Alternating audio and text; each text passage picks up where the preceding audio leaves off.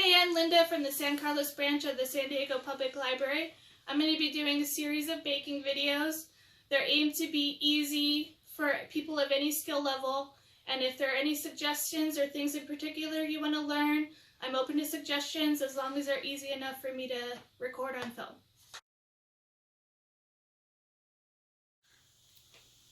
Hey, I'm Linda. We're going to be making a chocolate cake today. You can make either 24 cupcakes, 2 8-inch pans, or a 9x13. You can also have the recipe if this is too big for you. This recipe is from Quick Vegetarian Pleasures by Jean Lemlin. It's in a James Beard Award-winning cookbook, and I've had it for many years.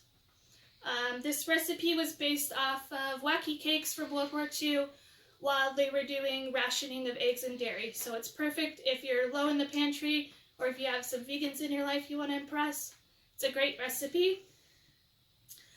This cake is not rich, it's light and fluffy. It's similar to cake mix cakes, and it's made all in one bowl, so it's really easy if you're a beginner baker. And then it's also really easy to customize, and I'll show you how to customize it in the video. Here's an example of the pans you can use to make these cupcakes. There's an 8-inch round, you will need 2 of those, a 9x13, or 2 12-cup standard cupcake pans.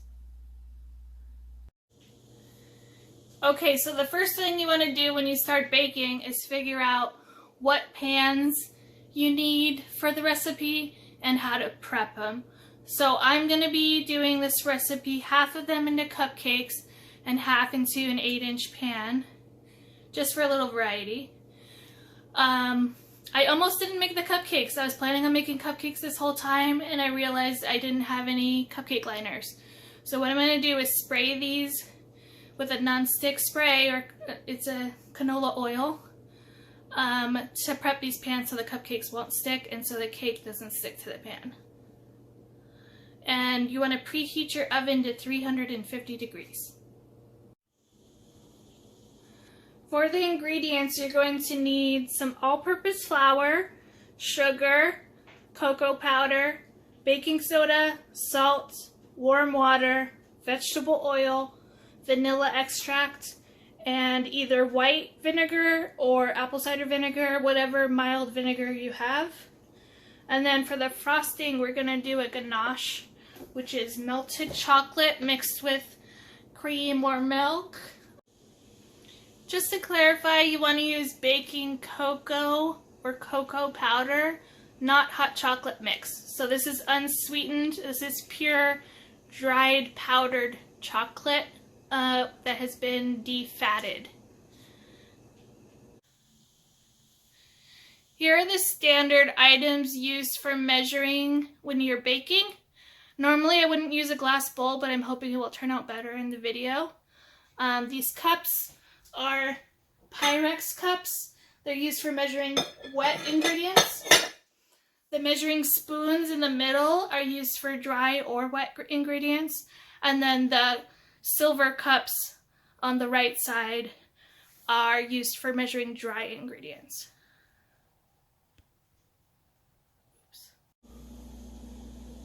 So the first step in the recipe is to mix together all the dry ingredients, and then we're gonna measure the liquid ingredients, pour them into the same bowl, and mix it until it comes together.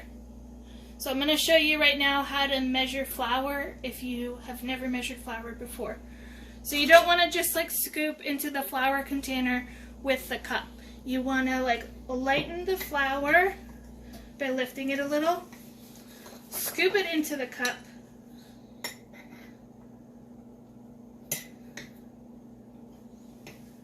and then level it.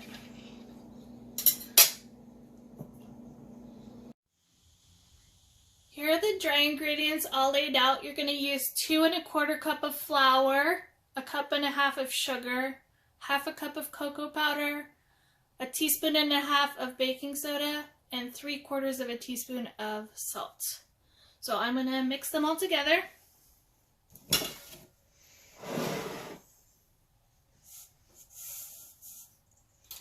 And if your cocoa powder is very clumpy. You might want to sift it before you mix the ingredients all together.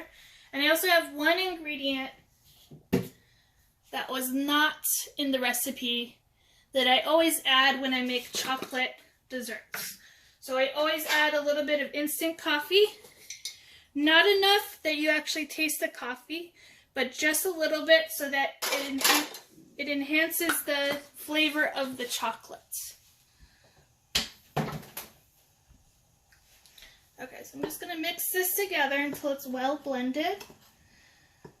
And I realize now that we're going to need a bigger bowl, so I'm going to change out bowls once this is all mixed up.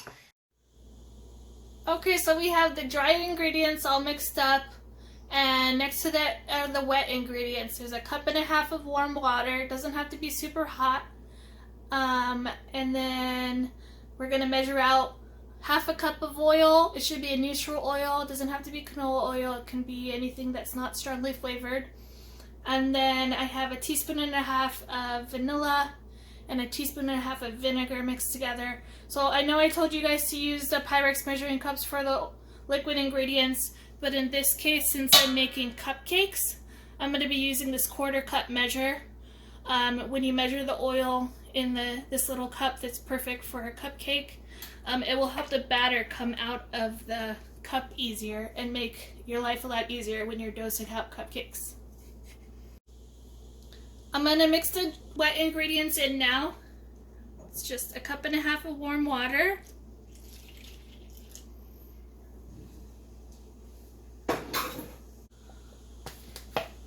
Half a cup of oil.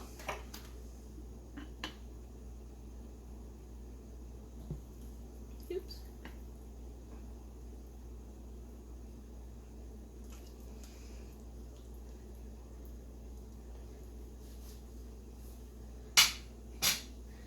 And I'm going to add the vinegar and vanilla in, but you want to be careful when you add these in and mix it quickly. And then put the cake into the pan soon after you mix the batter, because the baking soda and the vinegar that are in this recipe are going to react. They're going to create a bunch of bubbles, and that's basically going to act as the egg. It's going to help the cake rise. So you want to work quickly because there's a chemical reaction when baking soda and vinegar interact, and it will help with the lift of the cake. But you don't want to let this batter sit for a long time after mixing. You want to mix it all together and then get it into the oven pretty quickly, just so that your cake rises properly. It's a pretty easy cake to mix. You don't need a mixer. You can do it all by hand. Oop. Okay. Sorry for all the wobbly camera stuff. Anytime I pause or I say anything awkward, I'm new to making videos.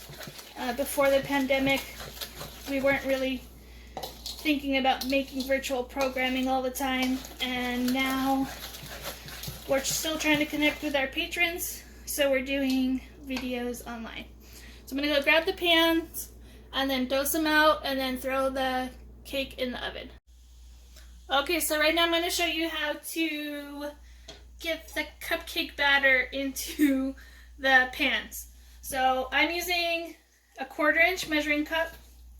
It's a little bit greased from measuring the oil in there. You don't want to fill the cups up all the way. You want to leave a little bit of room because they're going to rise as they bake, and you don't want the cupcake pan to overflow.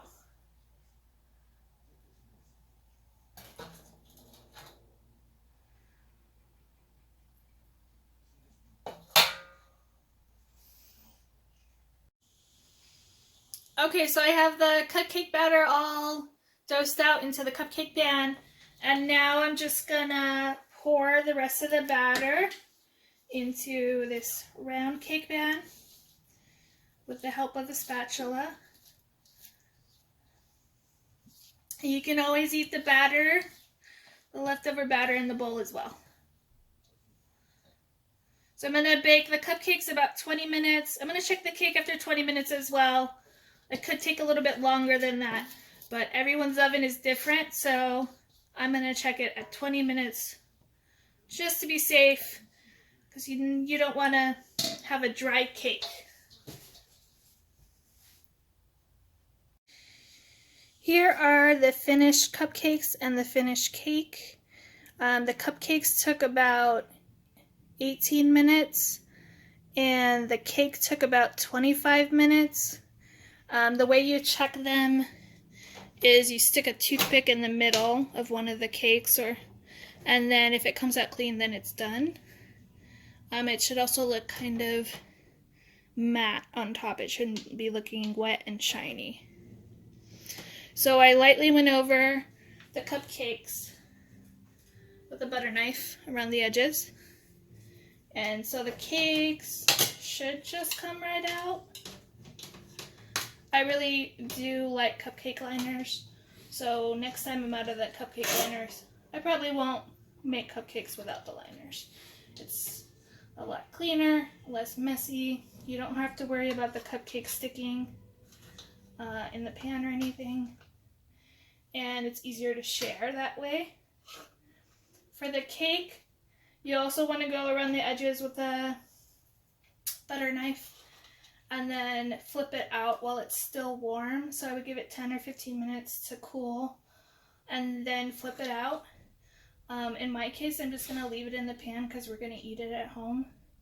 And then I'll put the chocolate ganache on top and then we'll eat it. So I'll show you how to make the chocolate ganache in a minute. Okay, so for the chocolate ganache, we're going to need some chocolate chips and whatever milk you have at home. It could be dairy or non-dairy, that's fine. I usually use soy milk, or if you want to use real dairy, heavy cream would probably be better than regular milk. I definitely wouldn't use skim milk. I usually don't measure when I make the ganache, but it was about 1.5 cups of chocolate chips and maybe 1/4 cup of milk. It's just so that the milk is barely showing above the chocolate chips.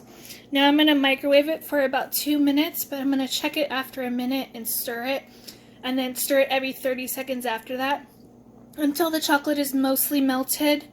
It's okay to see some little pieces of chocolate, but you don't want to burn the chocolate. So it's a little better to like err on the side of less melted than too melted and burned. And also as you stir, the residual heat will melt the chocolate. So if you see little bits of chocolate, just keep stirring it, and then the rest of the bits of chocolate should melt. Okay, this is what my chocolate and milk look like after a minute of microwaving it. It looks really chunky. But if you stir it a little bit longer, it should eventually become a nice, smooth, thick, glossy, chocolatey topping for your cake or cupcakes. So I'm going to stop the film, stir, stir, stir, and I'll show you what it looks like when it's done. Okay, here's the finished ganache. It turned out a little thinner than I normally make it when I want to put it on top of cupcakes, but it'll be great on top of the cake. And then as it cools, it will harden into almost like a soft kind of fudge-like texture. And then for the cupcakes, since they don't have cupcake liners, I think I'm just gonna like put them up on their cooling rack and pour the ganache over them so it covers all the sides. I think that will look nice. Okay, so I topped a couple of the cupcakes with sprinkles and some with almonds, just for a little variety. The good thing about ganache is that it's easy, and also if it's super hot outside, you don't have to worry about frosting melting.